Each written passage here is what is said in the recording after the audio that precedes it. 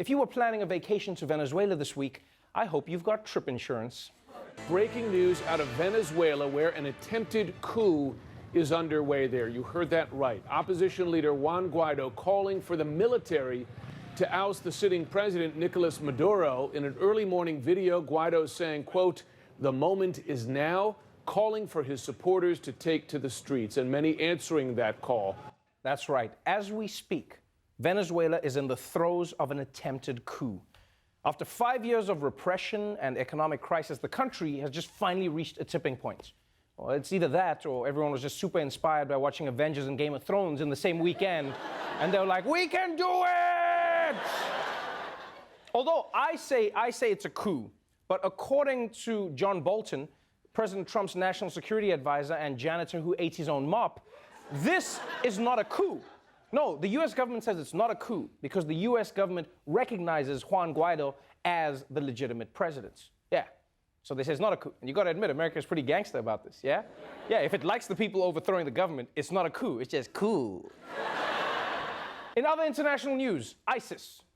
The U.S. coalition may have taken away their caliphate, but apparently they still have their camera phones.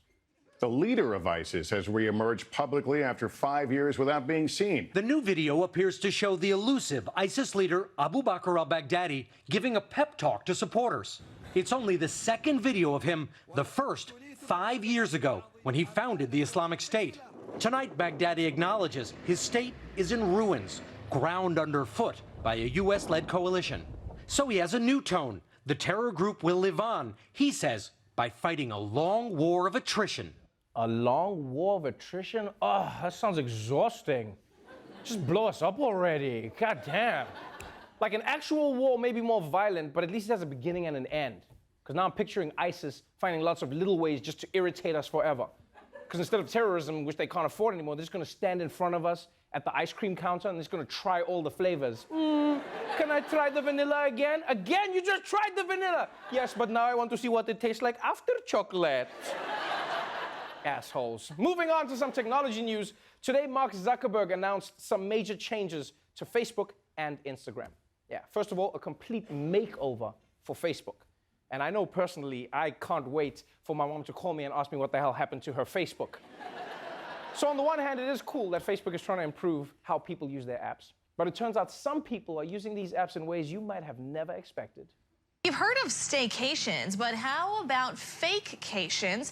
A Nebraska-based company called Fake-Vacation is helping people do that on social media. Now, the company superimposes pictures of you onto backdrops of things like Hawaii, the Grand Canyon, and other popular vacation spots. Now, you may think this is a bit over the top, but it seems to actually be a growing trend. A survey by travel site JetCost says around 10% of people admitted to putting fake travel photos on their social media pages. Posting photos of fake trips? Guys, come on, that is so sad. Like, if you want to make other people on social media jealous, don't just do it the old-fashioned way, by pretending you're in a happy relationship, you know?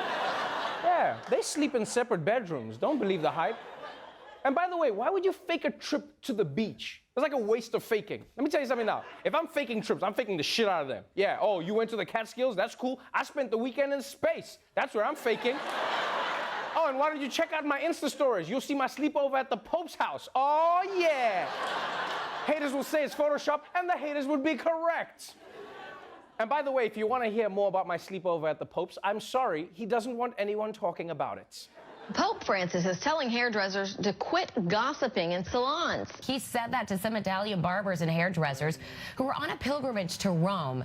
The Pope warned them to avoid the temptation of gossiping with their clients. The Pope said that they should instead treat all of their clients with kindness and always offer good words of encouragement. The Pope is telling hairdressers not to gossip. That's a weirdly specific thing to preach. Like, it feels like the Pope is using God for his own personal issues, you know? He's just like, after much prayer, the Lord came to me, and he said Denise needs to shut her mouth, okay? Okay. Really? God said that to you? Yeah, totally said that. He also said, can you please borrow me $10, yeah?